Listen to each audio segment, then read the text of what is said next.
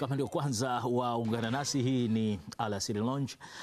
Kumbuka tu kwamba muhula wa masomo kwa mwaka 2026 kwa shule za awali, msingi na sekondari umeanza rasmi hii leo, ambapo jumla ya watoto wa darasa la kwanza 1,950,783 wanatarajiwa kujiunga katika shule hizo ama katika viwango hivyo vya elimu, na jumla ya wanafunzi 937,581 wa sekondari wanatarajiwa kuripoti shuleni katika mikoa na wilaya mbalimbali hapa nchini.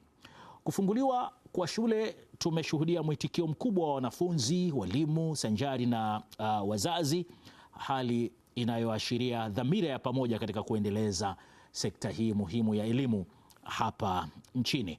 Shule nyingi tayari zimeanza utekelezaji wa ratiba za masomo, hali kadhalika walimu wakirejea kazini na maandalizi ya muhula yakikamilika. Sambamba na hayo, Wizara ya Elimu, Sayansi na Teknolojia imewataka wazazi na walezi kuhakikisha watoto wote wanahudhuria masomo bila kuchelewa, ikisisitiza kuwa mahudhurio ya mapema yana mchango mkubwa katika mafanikio ya kitaaluma. Aidha, wizara imewakumbusha wakuu wa shule kusimamia nidhamu, mazingira salama ya kujifunzia pamoja na matumizi sahihi ya mitaala iliyoboreshwa. Katika kulifafanua hili na hasa kuizungumzia siku hii ya leo ya muhula mpya wa masomo ambao umeanza mapema asubuhi leo, nipo hapa na mkurugenzi wa Teachers Junction, Brother Njama Salum. Brother Njama Salum, niseme karibu sana katika Alasiri Lounge leo. Asante sana. Kwa mara nyingine, mara baada ya muda mrefu kupita, sina shaka tunauanza vizuri mwaka wa 2026. Yeah, kweli. That's a good beginning. Karibu sana mwalimu. Asante sana. Ndio. Nashukuru pia tumeuanza mwaka na tunaamini kwamba yale ambayo tumeyapanga kwa kipindi cha mwaka uliopita basi tumeyafikia. Nasema kwamba kabla ya mwaka hujaisha unatathmini umeyafanya yapi, kisha unajipongeza ama unaangalia ulikosea wapi ili ujipange kwa mwaka unaofuata. Kuna ambao mwaka huu wamefurahi na kuna ambao wanajipanga kwa ajili ya mwaka unaofuata. Sasa mkurugenzi, leo ni Januari 13. Wewe pia hili linakuhusu. Walimu wengi wakuu wa shule mbalimbali hapa nchini, leo ni siku ile ya mkono kuwa hivi hapa unarudi na mtoto wako Yes, nyumbani. Pengine tu ni siku ya namna gani hii leo, hasa tukiitaja kielimu kwamba ndiyo siku ambayo muhula mpya wa masomo unakwenda kuanza? Kwa kweli ni moja kati ya siku muhimu sana. Tusiangalie tu kwenye upande wa ada, lakini pia sisi tulikuwa tunaangalia wiki nzima hii kabla ya leo. Namna gani tunawaandaa watoto wanaotoka kwenye level moja ya elimu kwenda kwenye level nyingine. Namna gani ambavyo tunaweza kukaa na watoto wetu wale ambao walifanya vizuri kwenye muhula uliopita lakini wanakwenda kwenye muhula kwenye mwaka mwingine. Pia kuna wanafunzi ambao walifanya vizuri mwezi wa 11, tunawapongeza, lakini wanakwenda kwenye ngazi nyingine. Wazazi wana nafasi yao kubwa sana ya kuandaa watoto kisaikolojia, lakini vile vile pia wazazi hao kama walijipanga vizuri pia, kwa kuwa walikuwa wanajua tunakoelekea. Uzuri serikali yetu huwa inatoa matokeo mapema sana ya mwanafunzi anatoka ngazi moja kwenda ngazi nyingine, kwa maandalizi huwa yanafanyika kabla. Kwa kuna maandalizi kwenye maeneo mengi tofauti kumwandaa mwanafunzi kisaikolojia kuhusu ngazi anayokwenda kuianza, lakini vile vile mzazi kuwa amejiandaa kwa namna gani atakabiliana na ngazi ambayo mtoto anakwenda kuianza. Na kuna wale ambao hawakuwahi kusomesha, sasa ndio kwa mara ya kwanza mtoto anajiunga na elimu ya awali. Sasa kwa kweli tukiangalia ni kipindi kizuri. Wakati ukiwa kama hujasomesha kwa mara ya kwanza, unapeleka mtoto shule, unajifunza. Ukisema majukumu, sasa ndio unaanza kuyaona hayo majukumu. Anasema kuna tofauti kati ya kuzaa na kulea. Ndiyo. Lakini yote inahusu kumkuza mtoto. Kwa hiyo kwa hiyo kwa kweli ni kwamba ni moja kati ya vipindi ambavyo wengi huwa tunavizungumzia kama ni kipindi kigumu sana kwenye maisha.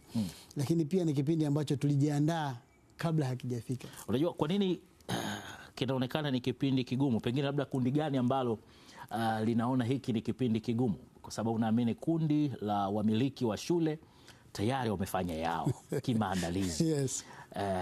Pengine serikali tayari imefanya yao kimaandalizi.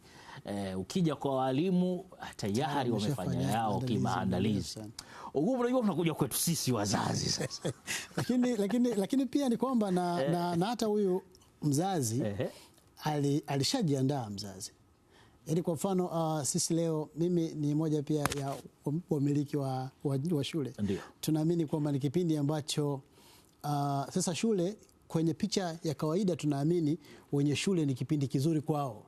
Lakini tukiingia picha ya ndani pia wenye shule sio kipindi kizuri kwao. Kwa vipi? Kwa sababu kwanza hawajui kinachokuja cha kwanza. Lakini pia walitumia sana kipindi cha mwezi wa 9, wa 10, wa 11. Kwa hiyo ni kipindi ambacho pia kingine wanahitaji kuandaa sasa hatua inayofuata. Okay. Kuna wengine wameongeza majengo, wameboresha shule, wametengeneza. Serikali sasa hivi ukiangalia pia imewekeza pesa nyingi kwenye elimu. Kwa ukienda kwa watu binafsi, kwa ni kipindi ambacho sasa kile kinachokuja hakifiki tu kwa yule mmiliki moja kwa moja, kinakwenda kwa wengine. Lakini kweli wengi tuna hiyo mentality ya kwamba ni muda ukifika nitajua cha kufanya. Nadhani hii ni moja pia kati ya dhana ambayo inatuumiza sana. Kwamba muda ukifika nitajua ninachofanya. Tulikuwa naongea na mzazi mmoja kama wiki mbili zilizopita, akaniambia wewe wacha tu inyeshe tutajua panapovuja ni wapi. Sasa inaweza ikanyesha ukajua panapovuja na ukawa uwezi kwenda kupaziba. Sawa, kwa kipindi hicho. Nadhani ni moja kati ya vitu ambavyo tunapitia sana. Okay. Hususan sisi ambao tunamiliki shule ama tuko kwenye elimu. Okay. Mzazi anakuja kabisa na unamuona mtoto anahitaji elimu. Of course mtoto ni haki yake kusoma. Na mzazi anakuambia mimi pesa sina kwa sasa hivi.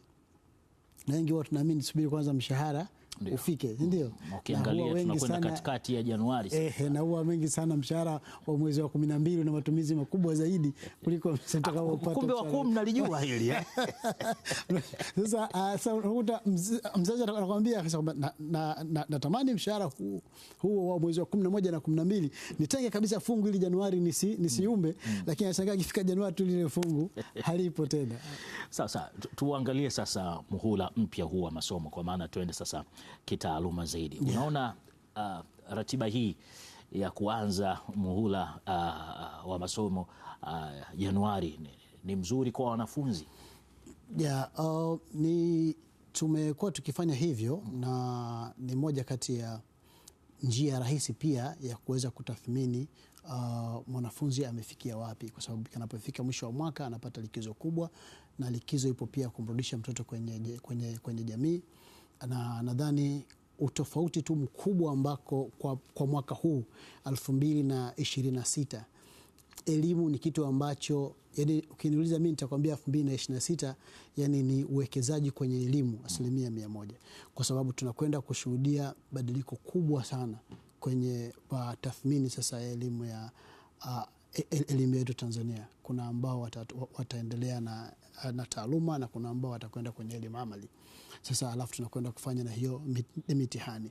Kwa hiyo tuna uwekezaji mkubwa kwenye upande wa serikali kujua wanafunzi wanaotoka 2026 2027 wanakwenda wapi, na tuna uwekezaji mkubwa pia kwenye upande wa shule za watu binafsi kujua kwamba wanafunzi hao wanapotoka wanakwenda wapi. Kwa ukija kipindi ambacho kwa upande wa miliki wa shule za sekondari kinawapa wakati mgumu zaidi kufanya uwekezaji mkubwa kwenye elimu, na hata serikali kufanya uwekezaji mkubwa. Kwa hiyo tunakwenda kwenye eneo hili. Sasa kipindi ambacho tunafanya badiliko kubwa kama hili kwenye nchi ni kipindi ambacho utekelezaji wa ufundishaji inabidi ufanyike ipaswavyo. Vile vile, yani there is no room to wait. Kwa hiyo ndio maana hata serikali inasisitiza kwamba wazazi wawahishe watoto shuleni. Sio kwamba ile mimi nitasubiri wiki moja wiki mbili za kwanza, huwa kuna vitu vinakuwa tunasema wanakwenda kufanya usafi. Na sasa kipindi hiki ni kipindi cha tofauti kidogo. Hata sisi tunadili na masuala ya upimaji na tathmini, ni kipindi muhimu sana kwetu. Namna gani ambavyo tunaweza kumsaidia mwanafunzi ili aweze kupita kwenye hii ngazi kwenda kwenye ngazi inayofuata. Kwa nadhani ni mwaka ambao serikali inawekeza zaidi nguvu na macho kwenye elimu. Wadau wa elimu hususan upande wa sekondari tunakwenda kumwangalia mwanafunzi wa mwaka 2027. Okay. Yes. Sasa umetanabaisha hapo namna ambavyo msimu huu unakwenda kuwa sio wa kawaida kwa namna ambavyo serikali imewekeza katika eneo hilo la muhula. Kwa muktadha huo sasa, ni changamoto gani kubwa ambayo shule zinaweza kukabiliana nazo mwanzoni wa muhula mpya huu? Mimi nadhani ni kwamba kwa sababu kitu chochote kile ambacho kinavyofanyika kwa mara ya kwanza ni lazima tuamini kwamba kuna marekebisho ya papo kwa hapo, lakini kuna marekebisho ya muda mrefu. Baadhi ya nchi za wenzetu wamekuwa wakipata muda mwingi wa kufanya trial kabla ya kufanya implementation. Na sisi tunafanya within implementation process, ndio hapo tunaweza kugundua pia kuna changamoto gani. Kwa ni kipindi ambacho tunaweza kuiona mapungufu mengi ama tukaona mazuri mengi zaidi. Lakini kila Mtanzania asimame kwa nafasi yake kwenye elimu yetu. Moja kati ya changamoto tuliokuwa nayo ni kuamini kwamba elimu ni ya serikali.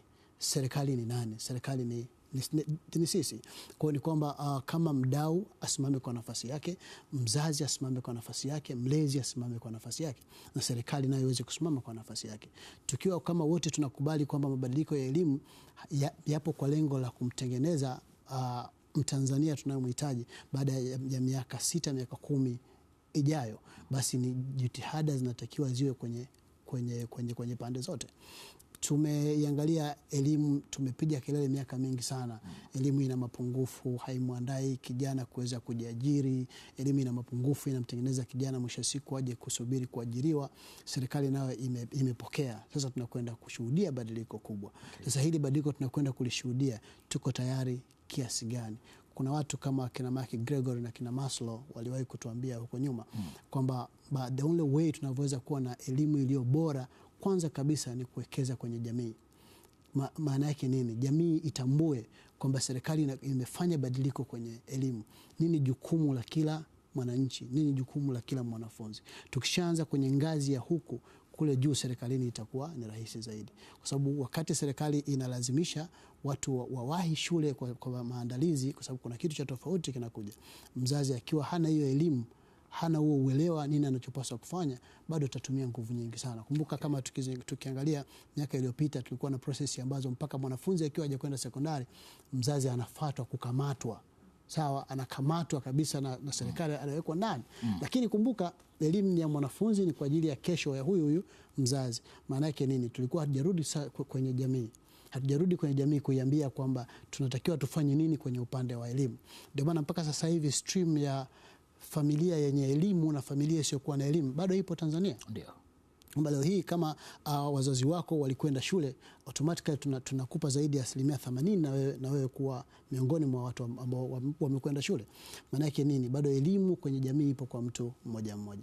Okay. Kwa hiyo ni lazima serikali tusiwekeze tu nguvu kwenye mwanafunzi anahitaji kufika wapi kesho, lakini pia mwanafunzi anatoka wapi.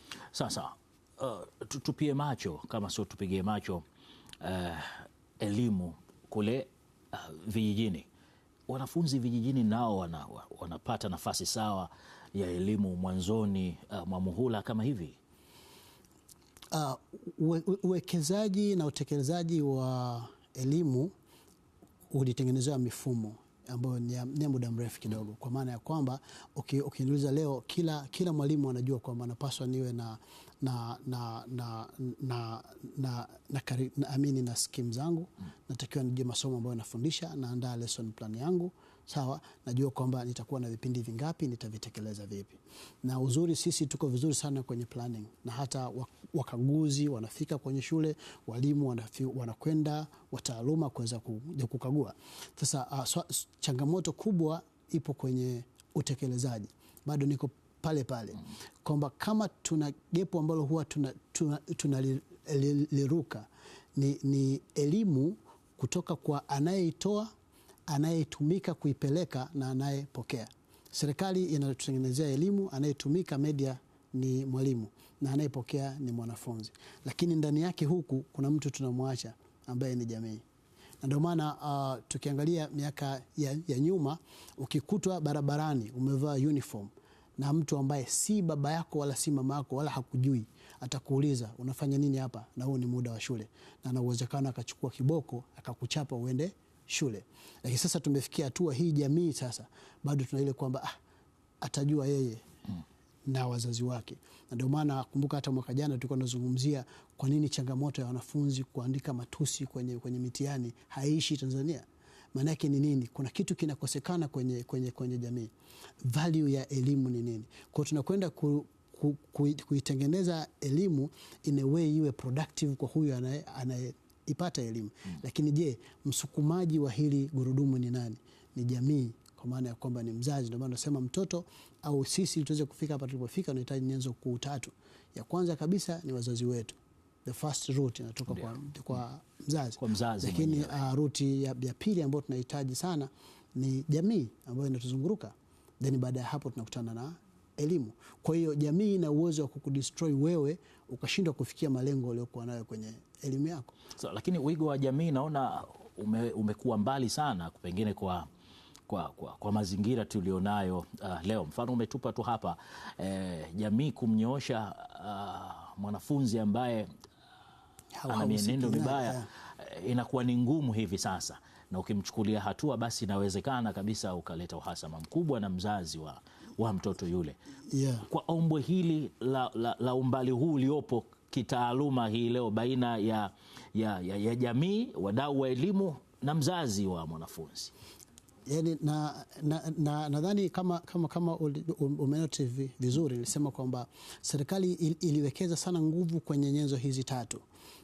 Anayetoa ile content kwa maana ya serikali imeshaandaa, media kwa maana ya kumwandaa mwalimu na mpokeaji.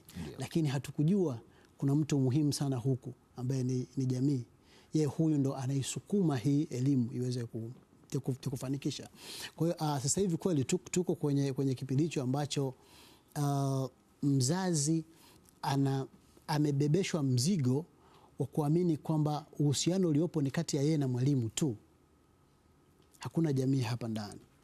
Na hii inapelekea kwamba mzazi anaamini huyu ni mtoto wangu. Lakini pia kuna eneo ambalo tuliliacha sana. Kuna namna ambavyo maadili yalikuwepo. Mimi nikikumbuka miaka ya nyuma ilikuwa hata kwenye kijiji mkiwa na tabia nyingi, yani watoto vijijini wana tabia zinazoshabihiana. Basi kunaitwa mkutano. Mnaitwa pale na kuna mchapaji wa kijiji. Namjua yule mchapaji wa kijiji. Yani yeye kazi yake mkishamuona pale yeye mchapaji wa kijiji anafika pale na bakora. Vijana wote mko hapa mnachapwa. Na mama yako wala baba yako hata sikika akilalamika. Ile ni adhabu imetolewa na kijiji husika. Lakini pia tukaenda tena hivyo na hatua. Sasa tumefikia hatua sasa ile ari inapungua. Kwa nini? Kwa sababu wazazi kukosa ile elimu ya kwamba mtoto sio mali yake. Sawa? Yani ndio maana leo hii mzazi atajua tu kwamba mtoto sio wa kwake ikiwa atamfanyia vitendo vya unyanyasaji yule mtoto. Sahihi. Hapo ndo atagundua kwamba kumbe mtoto sio wa kwangu. Lakini kabla ya hapo anaamini mtoto ni wa kwangu. Kwa anasema bwana usiende shule. Unanipata? Mimi niliwahi kupitia kitu kimoja wakati nakuwa kuna ile tabia zamani mwalimu anataka kukuchapa alafu unasema mimi sitaki kuchapwa. Sasa by that time tunasoma wanafunzi walikuwa ni wakubwa kidogo. Ndio. Sasa na mwanafunzi akisimama kweli mwalimu haunichapi. Mwalimu anaambia mwanafunzi nitupe fimbo. Mwanafunzi akimwambia mwalimu tupa, mwalimu anatupa, watu wanapanga mkono. Sawa? Sasa kipindi hicho na mimi siku moja tumefika pale kwenye kuchapa, mwenzangu akasema bwana mimi mwalimu sichapwi. Basi mwalimu akamwambia utaki, sawa tutaongea na baba yako. Akamwacha. Mimi nikasema kumbe mambo hayo ukisema uchapwe unaachwa. Na mimi nikamwambia mwalimu na mimi sichapwi. Mwalimu akaniambia na wewe pia unataka kuchapwa. Nikamwambia na mimi sichapwi. Basi mwalimu alichokifanya akasema wewe shughuli yako ndogo sana.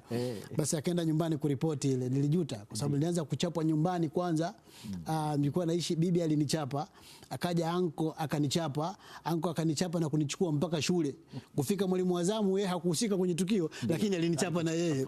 Alafu akanichapa yule mwalimu tena ambaye nilimgomea. Kwa sasa unaona sasa mpaka pale nikashtua kwa nini mimi wakati fulani aligoma na hakuna kitu ambacho kilitokea. Ndio hapa nakwambia kwa ule uzi ulianza kukatika taratibu. Sawa. Vema sana na umenikumbusha mbali kwa hakika. hili la kunyooshwa sio mpaka na mzazi wako, bali yoyote anaweza akakuchukulia hatua. Lilinitokea wakati niko shule ya msingi. Nimetumwa na mwalimu shule fulani hivi Morogoro pale.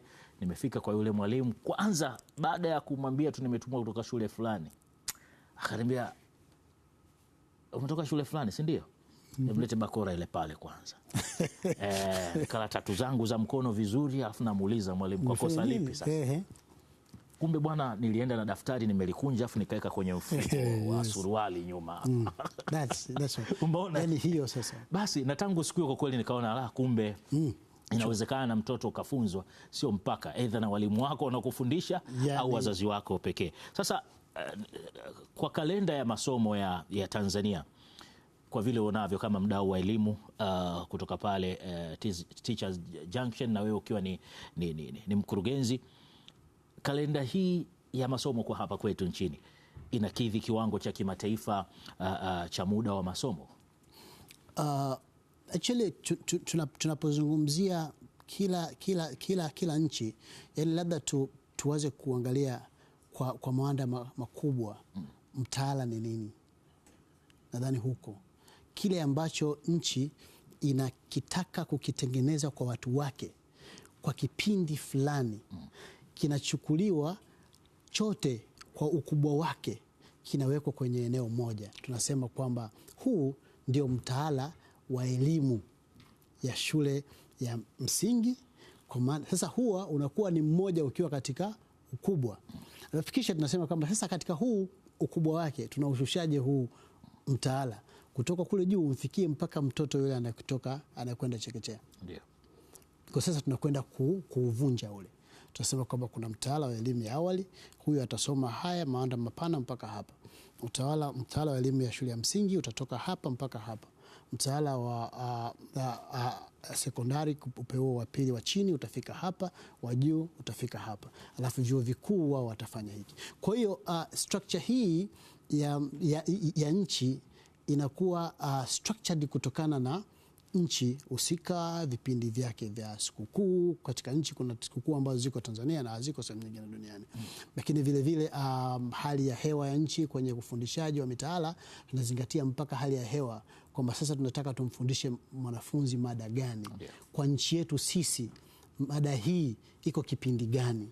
Sawa? Je, mwanafunzi atajifunzaje katika uhalisia wa mada kulingana na kipindi ambacho mtoto anajifunza? Kumbe huwa yanazingatiwa sana. Lakini pia umri.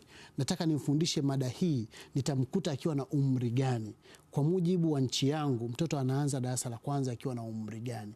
Ndio maana mwisho wa siku hatuwezi kumfundisha mtoto wa darasa la 4 namna ya kuvunja ungo, kubalehe, kufanya nini, hawezi kukuelewa. Kwa unajua kwamba mada hii itafikia akiwa na umri huu afundishwe mada hii. Kwa hiyo actually mpaka inapokuja kutoka kalenda ya utekelezaji kwa mujibu wa nchi husika, maana yake ni vitu vingi ambavyo vimezingatiwa. Kikubwa hasa tu ni kwamba walimu sasa watambue namna gani wanaweza kupambana na hiyo kalenda. Mmoja kati ya watu ambao huwa wanapambana sana na kalenda ni watu wa shule binafsi. Wao wanaamini sana kwamba nipambane, nikave content inayotakiwa kuwa covered ili nipate muda mwingi wa kufanya revisions. Kwa nadhani ndio maana unaweza kukuta kuna gap kubwa kati ya private na hizi government schools.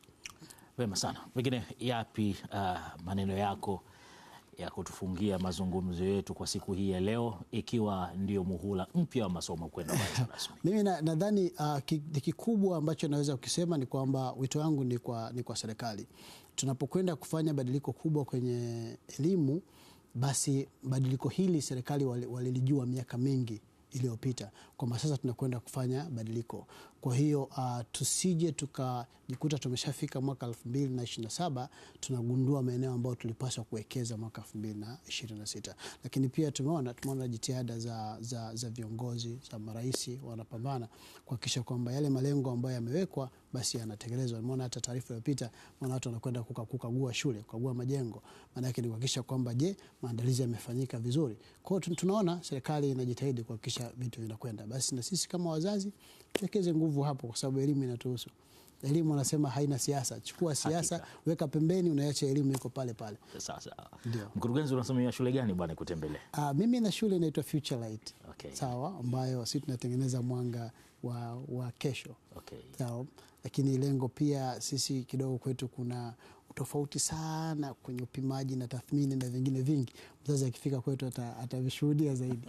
Nakushukuru sana mkurugenzi. Sawa sana. Na mtazamaji, ni Alasiri Lounge na ni mkurugenzi wa Teachers Junction Njama Salum, na leo hii kama unavyofahamu ya kwamba ula mpya wa masomo umeanza kwa mwaka huu 2026 na pirika zimekuwa nyingi kweli kule, na sina shaka mara baada ya pirika hizo umebariz nyumbani kwako hapa ukikumbuka yale ambayo umeyapitia kwa lengo moja tu la kuhakikisha ya kwamba mwanao anafanya vizuri na kutimiza wajibu wako, kama shule zilivyotimiza wajibu huo, kama serikali ilivyotimiza wajibu huo, na wewe kama mzazi una sehemu yako pia la kuhakikisha ya kwamba ufaulu unaongezeka na upimaji katika masomo ya awali ya amali pia unafanikiwa kama ilivyokuwa lengo la serikali. Tupumzike kidogo, mara baada ya mapumziko hayo Gwalugano Mwakalobo tutakuwa naye hapa na habari za michezo.